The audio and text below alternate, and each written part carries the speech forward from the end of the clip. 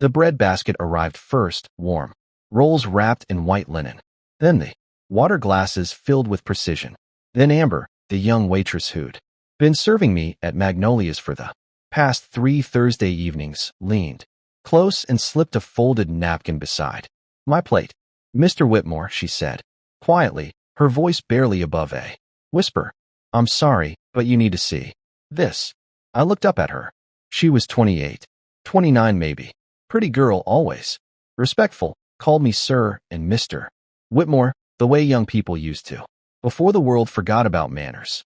Her eyes held something I recognized from my 42 years as an educator. The look of someone who knows they're about to hurt you, but believes you deserve the truth anyway. I unfolded the napkin. The handwriting was neat, deliberate. "The man with your wife at table 12 isn't her brother. I've served them here 5 times in the past month. Always Tuesday nights. Always the same corner booth. I thought you should know. Amber." I read it twice. Then I folded it carefully and placed it in my jacket pocket. Then I looked up at Amber and said, "Thank you." That took courage. "I'm so sorry, Mr. Whitmore. I didn't know if I should say anything. But when I saw you here tonight, and then saw her come in with him," she trailed off, her eyes filling with tears. "You did the right thing," I told her. "The truth is always better than a comfortable lie, even at 78. What are you going to do?" I considered the question. Across the restaurant in the corner booth that Amber had mentioned, my wife of 48 years sat across from a man I'd never seen before. They were laughing. He'd reached across the table and taken her hand. She'd let him. "I'm going to order champagne," I said. "The good stuff. Whatever you'd recommend for a celebration." Amber looked confused. "Sir, I'm celebrating clarity. Bring 2 glasses. I'll only need 1, but 2 looks better." She hesitated, then nodded and walked away. I sat for a moment, feeling the weight of 78 years settle into my bones. 78 years of trying to do right, believing in marriage, family, commitment. 48 years of waking up beside the same woman. Fatima had told me she was going to book club tonight. The same excuse every Tuesday for the past month. Just us girls, we're reading Toni Morrison. You know how long those discussions run. I knew my wife had no brother. She grew up an only child in Mobile. Both parents gone for over a decade. So whoever that man was at table 12, he wasn't family. Not by blood, anyway. The champagne arrived, Dom Perignon. 2 glasses, as requested. Amber set it down carefully, her hands trembling slightly. "It's on the house," she said. "Mr. Ollie said so." Ollie was the owner.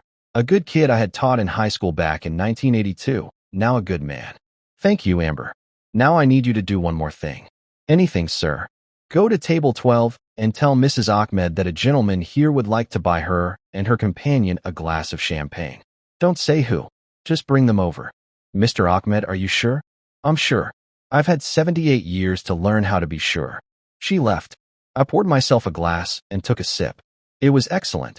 Crisp, clean, the kind you drink when marking an ending. I thought of the first time I saw Fatima. 1975, I was 28, teaching history at Parker High, trying to make a difference the way my teachers had for me. She was 23, new library assistant.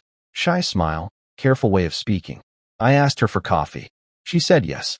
6 months later, I asked her to marry me. She said yes again. We married in 1977 at the mosque I had attended since I was 7. Small ceremony. I was 30, she 25.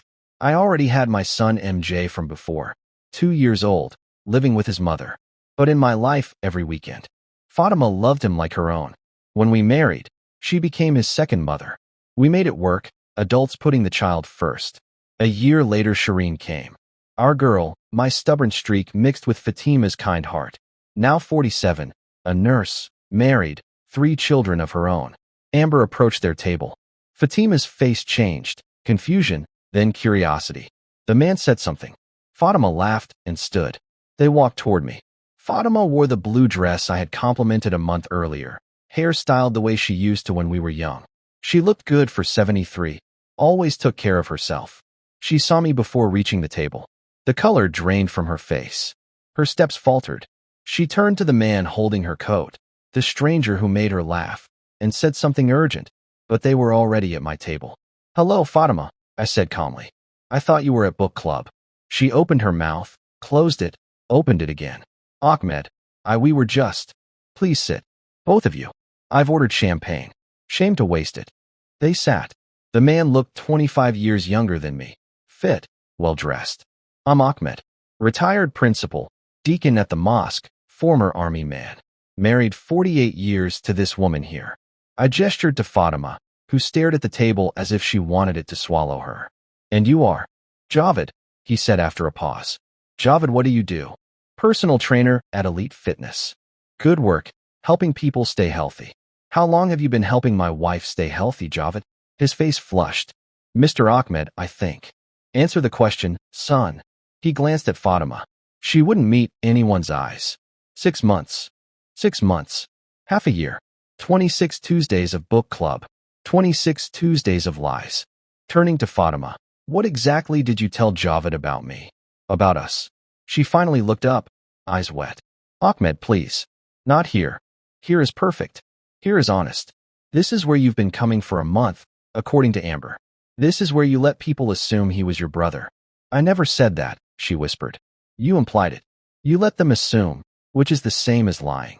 We both know that. The conversation unfolded. Lies, removing her ring, telling him she was divorced. I felt invisible, she said, voice breaking. Like all I was to you anymore was someone who cooked, cleaned, sat in the mosque on Fridays. So you found someone who made you feel seen? Yes, no? I don't know. Ahmed, you don't understand. I understand perfectly. I took another sip. I understand you were scared of growing old, of being married to someone old. Javed made you feel young again, desired, not just a grandmother, not just a wife of nearly 50 years. I understand all that, Fatima. What I don't understand is why you didn't just tell me the truth.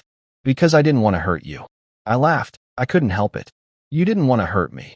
So you lied for 6 months, met another man in restaurants, took off your ring, told him you were divorced, and hoped I'd never find out? That was your plan to spare me pain. I stood. The restaurant had gone quiet. Everyone watching. I didn't care.